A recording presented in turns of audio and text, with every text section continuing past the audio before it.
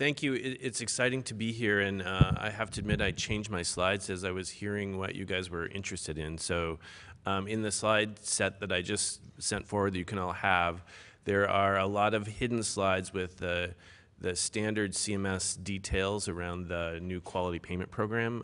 I won't go through all of those in detail. I'll instead talk about some of these other conceptual things. Happy to take some questions about the quality payment program at some of its more detailed level, but that's more the kind of standard CMS stuff. So next slide. Oh, I get to control my own slides, don't I? So disclaimers. So just a little bit about the quality payment program. As you know, this is what we have named the Medicare, the MIPS, the Medicare Incentive Payment System. The quality payment program is a renaming of that policy to make it a little bit more understandable and usable. A little bit of background about our methodology and how we're doing this, which I think is actually really exciting and very important. We have fully embraced Agile and user-centered design as our means of execution for this quality payment program.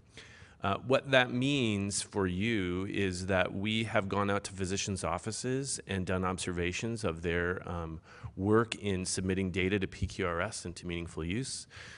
We have an active way in which we're enrolling and engaging clinicians throughout our process of development of the policy and our development of our systems.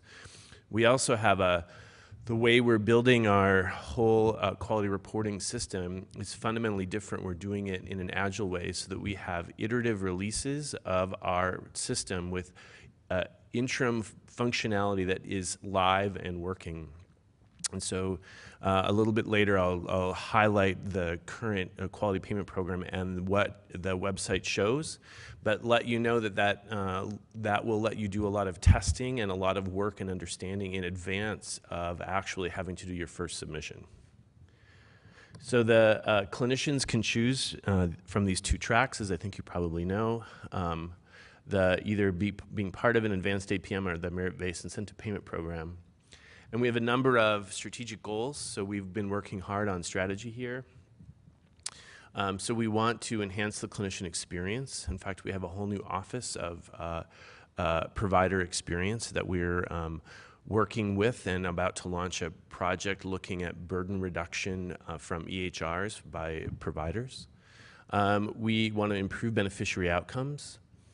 We want to increase adoption of advanced payment models, maximize participation, and this has led us to this pick-your-own-pace model, improve data and information sharing, and ensure operational excellence in program implementation.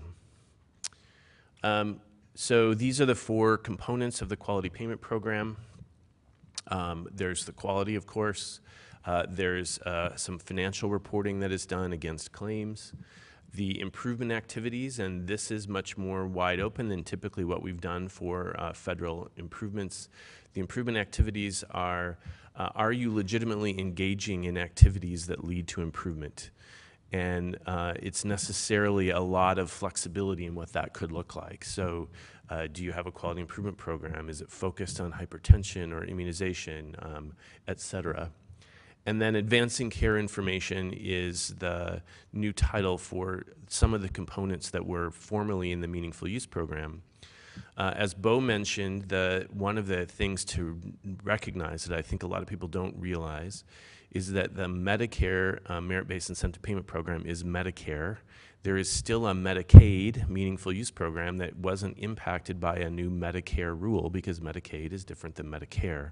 So if you're a provider or other providers are receiving Medicaid meaningful use, there is still a state Medicaid reporting system that was always it was built to be a lot more flexible as a program than the Medicare program was. Additionally, this does not impact hospitals. So the hospital, Medicare and Medicaid meaningful use programs are still in existence. So if you've heard me talk before, you might have seen me use this slide. Imagine you have a car and you don't have a dashboard. You don't have a speedometer. You don't have an odometer. You don't have a gas gauge, and you drive it for a year. And at the end of the year, you download a data file and you send it off to somebody, say Medicare, And maybe 6 months, maybe a year later, you get a paper snail mail letter back that said, your average speed last year was 65 miles an hour. Please slow down this year. This is the position a lot of clinicians are in as they try to improve the care in their practices. Summary information that is a year old about how many of their kids have immunizations in the practice or how many people have their blood pressure controlled is very hard to do anything with. How do I know which months, which days, which things I tried? How do I know each day that I'm making progress toward my goal? And as you notice, improving patient outcomes is one of our primary goals for this, and we are firm believers that that happens at the point of care. We in the government don't improve patient outcomes. The people delivering care improve patient outcomes. So how do we structure and set up programs, incentives, and other things that really empowers the people that are doing the work to have the information, to have the tools, to have the time to do the work that it takes to improve care? So when we get into population health, that gets even trickier, right? Because now when you're in an advanced payment model or patient-centered medical home, a little funny aside, I accidentally went to the other conference here and had breakfast and signed up, which is the, I think, Blue Cross Population Health Conference, before I made my way over here. So if you're part of one of those advanced payment models, how much do you know about your patients when they're not in your clinic? How will you know this? Where will you get this information? And when you're responsible for these people, there's some additional questions. What do you need to know? Because there's going to be so much information you could know, and there's no possible way. You're already too busy with the information you have. So what do you need to know? Who needs to know it? Is it the doctor that needs to know every single bit of that information? Is it your registration front desk person? Is it a care manager? When do you need to know it, and how will you get it? So these are many of the questions that population health practice has to start figuring out. And it's what groups like MyHIN and other health information exchanges are often in the business of helping support them in. When it comes to improving quality outcomes, these are the questions you need to know about improving quality outcomes. If I'm trying to immunize every 2-year-old and make sure they have all their immunizations in a capitated population, I have to figure out what do I need to know about kids and their shots all across my state. Which kids should I be calling to say come into clinic? Which shots do I really care about? Who's about to be overdue as opposed to who already is overdue? Those are all sorts of new challenging questions that change how you do your practice, but also change how you do your data flows. And getting to interoperability, the challenge is when you're responsible in this way, our current care environment is structured around our payment. And each of those, especially at the federal level, each of the payments goes directly to a different payment source, and the quality data flows really in parallel silos. So let's see if this will, there's the animation. So I'll go back and let it play itself out. So the animation says that we often have a very siloed way that we structure that care, in a very siloed way that we structure that data. And we, for years, have built data formats and data systems and even data definitions and ways of understanding that get in the way of our being able to move the data back and forth easily. So a good friend of mine and a real thought leader in population health, a guy named Dr. Joe Kimura, who leads a large ACO analytics and population group in Massachusetts, when he was testifying for one of our federal committees on advanced payment models and with the data and infrastructure he needed, we said, you know, what are you working on? Is it all this cool big data stuff? Is it analytics? He said, our focus is small data. Well, what do you mean, Dr. Kimura, by small data? He said small data is the data that the clinical practice needs every morning to take care of the work of that day. How do I be sure that if there's a case manager, that case manager has exactly the reports that case manager needs to reach out and make all the phone calls that she needs to do today? How do I make sure that the doctor has just the right amount of data for the people that need a follow-up phone call? How do I make sure that the registration clerk has the exact right list of patients that need to be called to have appointments scheduled? And he said, I think it's going to take us 5 years to get ourselves that kind of data for our clinical practice to really be able to do this well.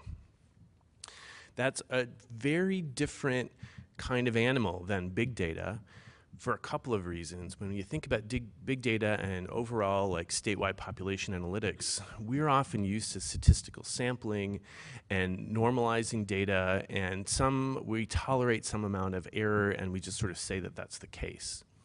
When you're making phone calls to people to come into clinic, you can't afford to have phone calls to dead people, and you can't afford to be calling the same person 5 times in a row because your data isn't good enough or missing an important person.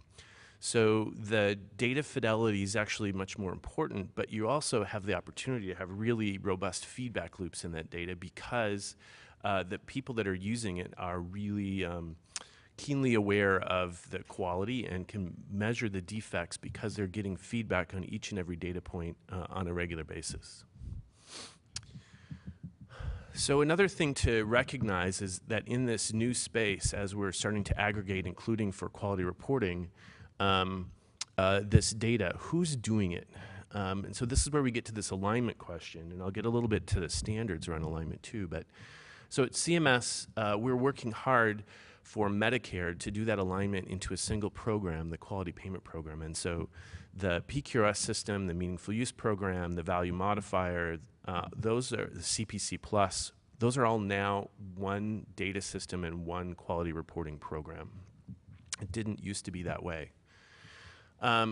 We also have been working on how can we federate some of this responsibility. So Mahin mentioned that they are a qualified clinical data registry for CMS. And so under the QCDR program, we deem access or deem permission for a third party to be collecting data on our behalf and compiling measures on our behalf. Why do we do that? Well, there are a couple of reasons for that, because when you're closer to the people and closer to the work, you're much more able to actually help solve a lot of these problems. And another reason is that in a place where a lot of these qualified clinical data registries are really thriving is in specialty practices. So at Medicare, we've been working hard to build a lot of quality measures, but in PQRS, which has the most quality measures of any of our programs, it's got over 300. We hear over and over again from specialists, we don't have anything that really works for them. So through the Qualified Clinical Data Registry program, specialists are able to aggregate their data and then also able to create and test and validate their own measures. If you want to see an example of a terrific one, it's called IRIS. It's the Ophthalmology Society has built a registry, and they have basically a live data feed from almost half of all the ophthalmologists in the US that just automatically puts data into the IRIS registry, including things like your visual acuity after surgery. And then they can, on a near real-time basis, calculate all across the US outcomes of cataract surgery and outcomes of retinal surgery, and track, not just for quality reporting purposes, but also for things like research, what the impact is of different interventions or procedures, or which parts of the country are doing better or worse. State Medicaid offices are doing this. HRSA, so the Federally Qualified Community Health Center program and the Ryan White HIV/AIDS program, they're administered by our sister agency, HRSA, who collects their data in a quality reporting way. I actually spoke to them last week. They're also interested in how they can figure out alignment. They're very interested in QRDA 1 and 3, and what would it take for HRSA to be able to align to these international standards. Specialty registries, health information exchange, and then the regional measurement collaborative. So there is a lot of work here in figuring out how we all align and decrease burden by providers, because a single provider could potentially be reporting to all of these places. And on top of that, they might also be reporting to a number of health plans. And if we each ask for their data in a different way, with a different format and a different set of definitions, we're asking them to spend a lot of their time just reformatting their data rather than improving the care, making outreach phone calls, thinking about what kind of quality improvements they do. A couple of resources that are really handy to know about. HRSA has a terrific package of resources called their HighTech Evaluation Center. This is a whole suite of tools that's open and free if you want to use, or direct practices to how can they use electronic data, EHRs, to improve care. This is a very technical resource that we created with a 4-agency collaborative called the ECQI Resource Center. All the gory details of what Bo was just talking about, details about what is QRDA, very detailed specifications, some automated testing tools, examples, ways that you can build your own measures, ways you can build your own value sets, the micro details between one version and another version of measure specifications. That is all findable through here. I won't go into all that. Happy to take questions about it. But just so you know, if you have technical people that want to learn about this, this is a great place to go to get started, where we've worked hard to compile all that technical information along with a lot of tools to help you all in one place. So that gets to interoperability. So what Bo was talking about using these standards, it's a little bit important to understand why we go from CSV files to something like an international standard. So when ONC talks about interoperability, we talk about not just the data flowing, but the data being able to be used in the next place by the next people. So I don't know about you, but I love that autofill feature on my web browser that automatically puts in my address and my phone number when I start typing a couple of words. But I've noticed it gets it wrong a lot of times. Just yesterday, it put my phone number in where the tag said email. So it's a very similar set of technologies that we're working to do with healthcare information. That is really what the whole quality, the CCDA is, the documentation architecture, the document architecture, and the quality reporting data architecture. We just have a much lower tolerance for error. We wouldn't actually tolerate very well if the same rate of mistakes are made in our data files as are being made on my web form data files that puts my phone number in where my email is. So here, if this information is not only going to be passed, but it's going to be usable by the next person, we need to be sure that when the name is in the place, it comes over in the same place. That means the first name and last name have to be really well designated, and you have to know which is the first name field and which is the second name field in every one of your data transforms. It can't degrade that. It has to be first name here, last name there. Age, and then where it gets really hard is in things like the clinical information, the actual descriptions of when something was done, and even harder, a description of when something wasn't done. That we have spent, I don't know, years trying to figure out what's the best way to be able to say this thing wasn't done here, and have worked to finally develop those standards. So our current system is really not designed for this. Much like those silos, we've had to patch and piece together a system and solution to make this happen, which is the reason to have a single international standard. So to be clear, the QRDA is not just a US standard, it's an international standard. And it's an international standard adopted by the US in our policies for both meaningful use stage 2 and for meaningful use stage 3. So the 2015 certification edition is the certification edition for electronic health records, but we certified to that same standard in the 2012 certification edition as well. So moving a little bit beyond the notion of how's your data structured, now think about, once you have your data structured, when and how do you want to use it?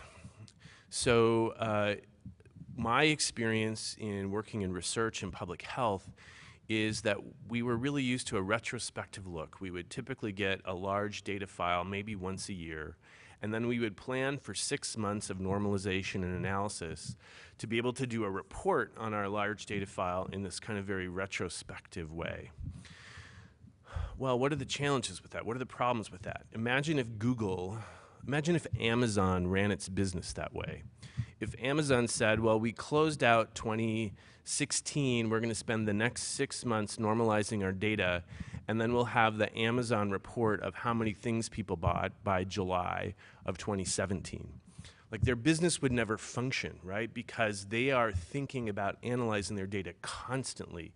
They're constantly adapting each and every day to what it is they know about this giant, giant network of information and data across the world. The same with Google. Google changes their algorithms minute to minute as they learn things.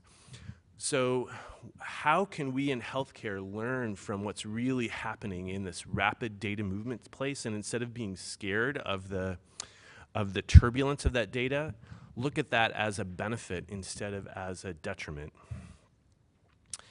In part because when you actually keep data at rest, when you hold it and normalize it, it changes, you degrade it, it gets old.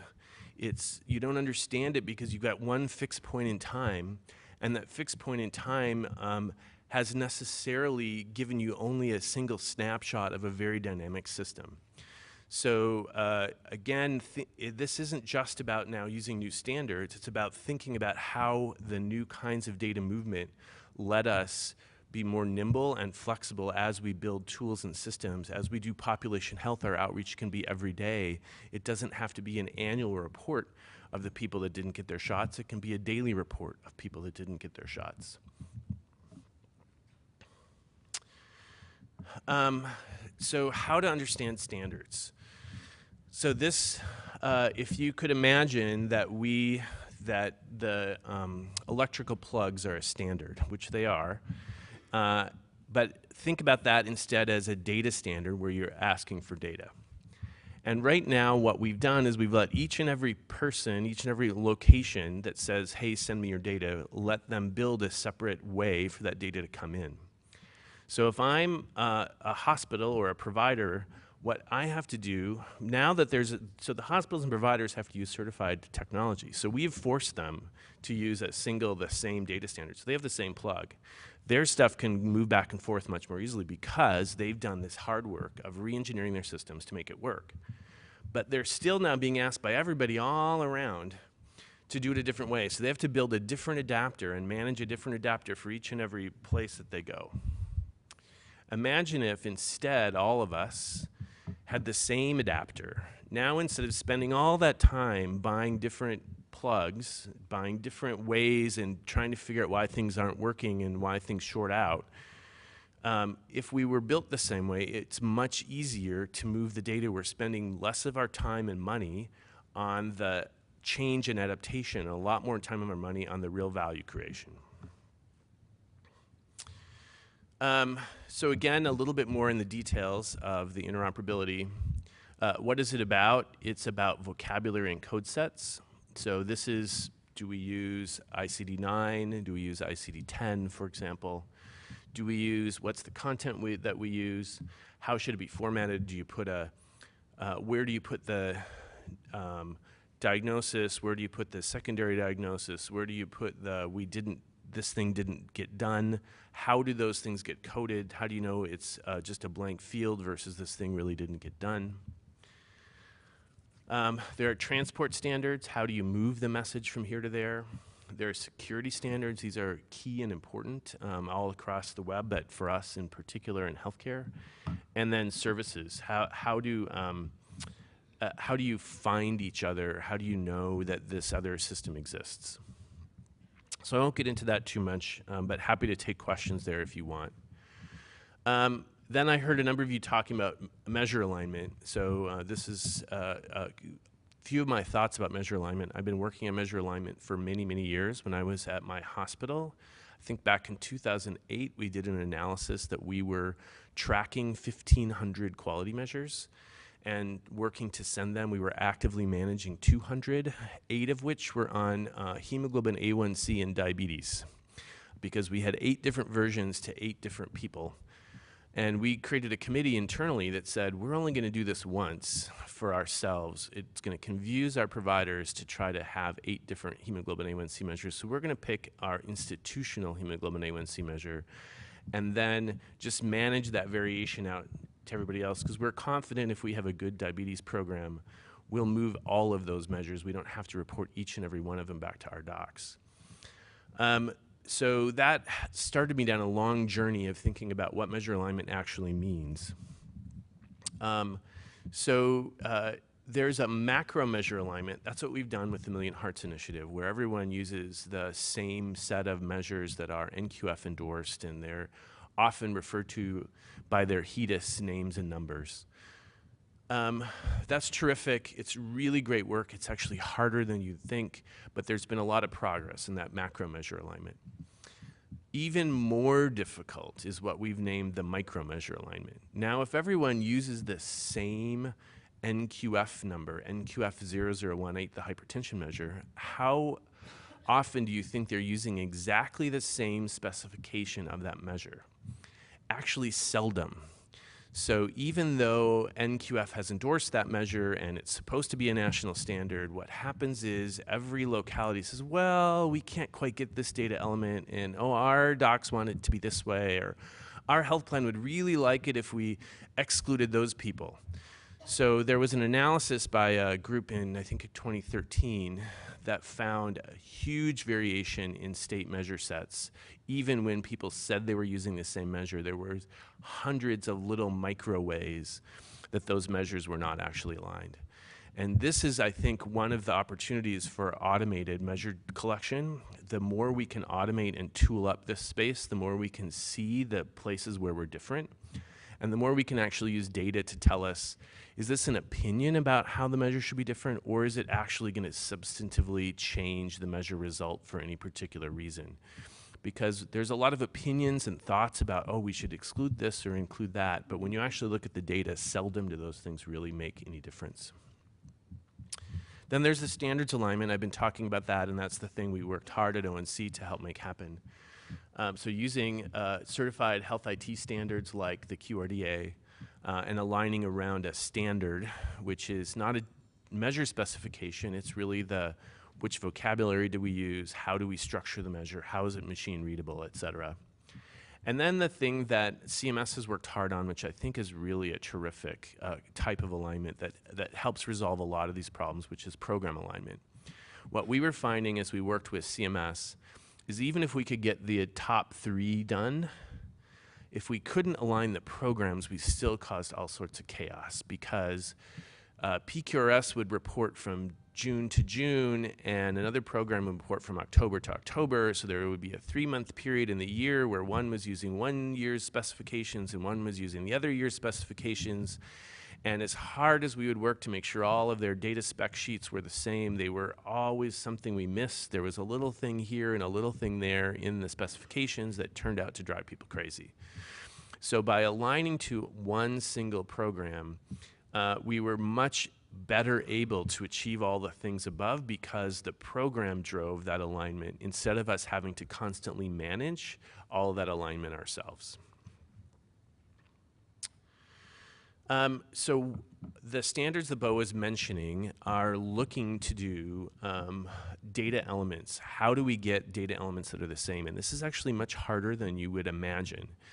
If I take a data element like hemoglobin A1C, it turns out that people want different amounts of stuff about that. Somebody wants to know what the lab was that originated. Somebody else wants to know every single organization that data element passed through before it got here. Somebody else wants to know which payer paid for it. Somebody else wants to know what the reference range for that hemoglobin A1C is from its source lab. And so the question about the data element isn't so much, can you get a hemoglobin A1C? It's about what we call the metadata, and figuring out what's the parsimonious, what's the smallest amount of metadata that we can all agree on and require to have happen that that it's basically a compromise. And so here you can see that our vision is one in which this data element is aligned between different sources. So a registry and a clinical database like an EHR and a research database would all use the same way to designate gender or sex, which we don't do now actually. And so you're having to do all these translations and normalizations because we didn't agree on the way to specify this. And then we haven't agreed on what's the metadata. Is it important that this was self-described, or is it important that it was determined by their birth certificate? Those types of issues are real actual clinical issues that groups like HL7 wrestle with, and then we end up with a nationally or an internationally balloted and voted on version. And so Bo talked a little bit about what this looks like. This is the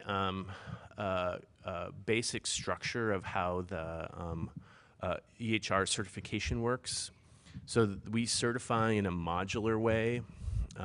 So it's not just that your electronic health record can do all of these steps. It is actually structured so that different parts of a whole ecosystem can do different steps. So the EHR is likely the place that will capture the data. They could do all the rest of this. The big EHR vendors do all the rest of this. They capture the data, they calculate the data, and they report the data. But in many circumstances, that's actually less than ideal for a couple of reasons. One is that if let's take immunizations, for example. There's the Tulsa Information Exchange has done a lot of great work like MyHIN has. And they've shown that in Tulsa, if you are a commercially insured young mother, in a typical year, you have health care in 7 different clinicians' offices. And most of their people have care under more than one payer. So if you only have a single payer view, or if you only have a single office view, you're actually not getting the view of patient-centric quality. To get the view of patient-centric quality, you need to have an aggregation in the community of all that information, like we do with the state immunization registry. But that same thing will happen with measuring hypertension, or measuring hemoglobin A1C, or measuring any number of other things that we as patients move around our healthcare system, have multiple kinds of payers that are the data gets sent to.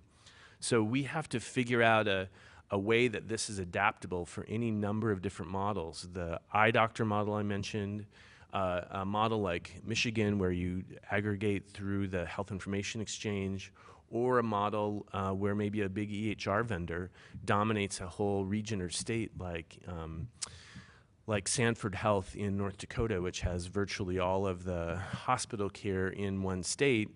They might be able to do this all through a single electronic health record. So here is the quality payment program.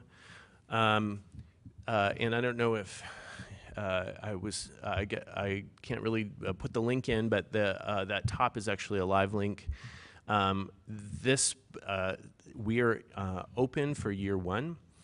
And the website is up and live. The data systems are up and live. You can go in and see if you're eligible. It does a near real-time eligibility check for you. And then you can go down and look at all sorts of details. There's a whole tab on here, or a whole page and set of information about the measures and the quality reporting options. So if you want to dive in and find out about those quality reporting options. There's been a lot of questions about the proposed rule, which talked about some flexibility in the reporting formats between QRDA and additional reporting formats. I can't comment much on that because the final rule isn't yet out. So any of you that have heard us from the federal government talk before, you know that we can't comment on anything that is currently under consideration in a preliminary to a final rule. So I wish I could go into all sorts of details about things that are beyond what's in the proposed rule. But know that we're actively working on that proposed rule, or that we're actively working on the final rule, and hoping that it will come out soon.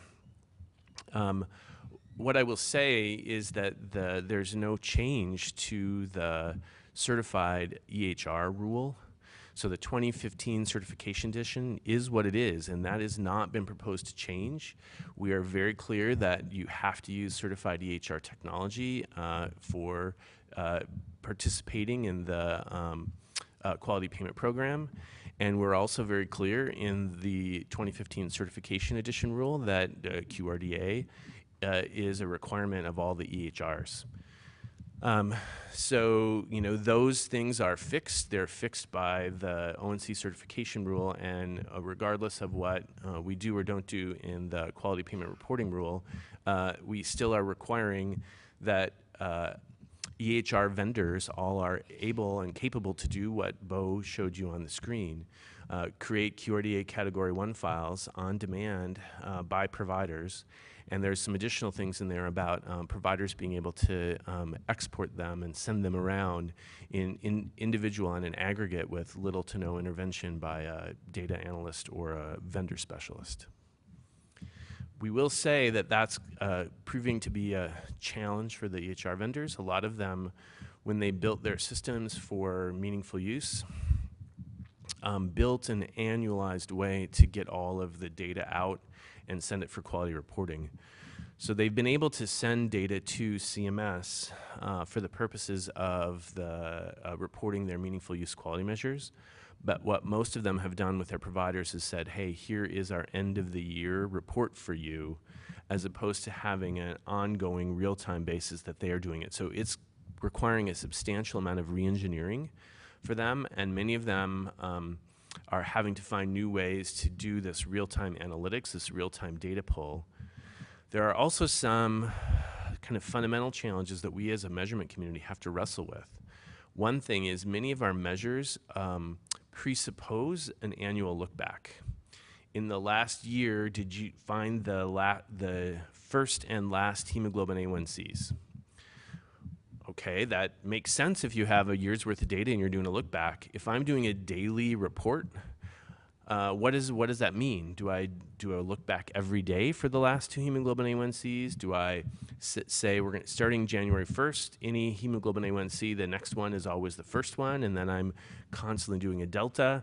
We haven't established as a community what that interim set of information looks like that are within the bounds of quality reporting. So we have work to do there. The other thing we have work to do with, again, this is collectively for all of us, is what many people call the smoking gun problem. What that means is that when we built chart abstracted measures, we would say things like, we need the first and last blood pressure. Well, that sounds great, and an abstractor can read through and find the first and last blood pressure. If you've got an electronic health record and somebody had 1,000 blood pressures last year, how many blood pressures do I need to send to prove this was the last one? Do you need all 1,000? Do you need just 2? Do you need 6? Do you need 10? And so we've had to work hard. This is actually a deep-seated problem in a lot of this new kind of data flow. And what we have collectively said is that the measure specification has to stand on its own. So if the measure specification says all you're getting is the first and last blood pressure, that's all you're going to get.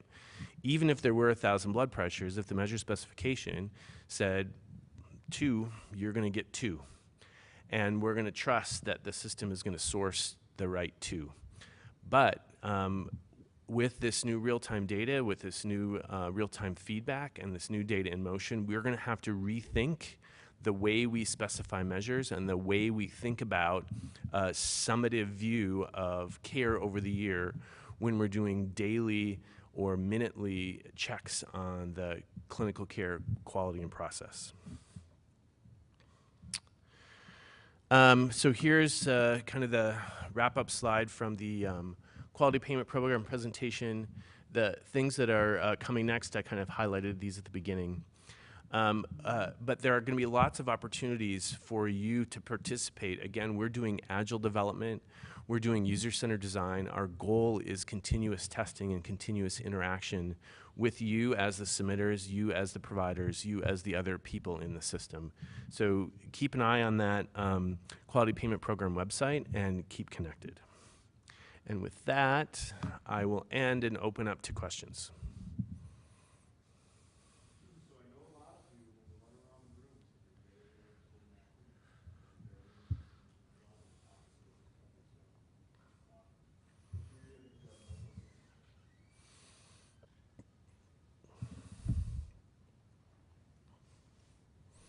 You briefly touched on the topic of enhancing provider satisfaction and reducing the quality measure reporting burden. Can you elaborate what CMS is actually doing for that? So there are a couple of things. The first is we've established an office of provider experience. Happy to connect you with them. They're terrific people. They're doing listening sessions all over the country. They're going in and doing observations and focus groups and clinical practices. They're standing up a set of recommendations. And then there was a bill passed called the 21st Century Cures Bill that's actually directed CMS directly to do a report to Congress on reducing provider burden of EHRs. So those are the things we're actively doing. I can tell you as a CMIO and someone who worked very hard to reduce provider burden in my practice, in my health system, we had 12, I hired someone called the Medical Director of Documentation Quality, this was her job. And I first had her go and say, you know, what's driving this? And she found that there were at least 12 different departments in our one health system that were asking doctors to add documentation. And CMS, the billing was only one piece of it. There was Joint Commission, there was the medical malpractice and liability questions, there were all sorts of things around safety, it went on and on and on and on. And what we found in our practice was that a lot of this was around a huge audience for the documentation that providers were writing, and that audience had very different goals and needs, and were sending really mixed messages back to providers about the things that they wanted and needed included in documentation. And so doctors felt compelled to do incredible volumes of documentation. So I think there's a documentation component. There's another component to this that is a mystery to me, and a mystery to I think most people in the US, is that the electronic health record system is a commercial system that ideally should be exquisitely tuned to its customers. And so why are the customers purchasing products in an open market incredibly displeased with the usability of their products? Why hasn't there been a solution that's come into place that says, hey, we're going to fix this, it's a commercial system, and everybody just moves to it? I don't know. And there's a big question, what's the government's role in that? You know, what's the government's role in a commercial system of people purchasing software where they're unhappy with the software they purchase? Should we regulate more? Should we force more? Should we certify more? Like, those are huge open questions that not just what's the problem, but what the levers are that we have. Other questions?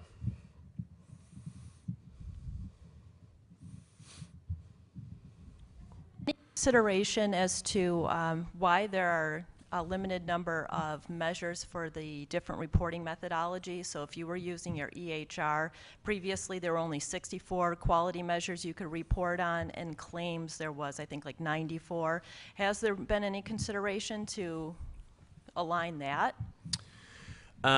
So great questions. So I'll start with the alignment. When I first came to the federal government in 2012, we were working very hard to take all of the PQRS HEDIS measures and make ECQM versions of them. We quickly learned it didn't really work. That what had happened is people said, what can we possibly measure using a claim? And then how do we, and then when we said, okay, so I'll give you an example.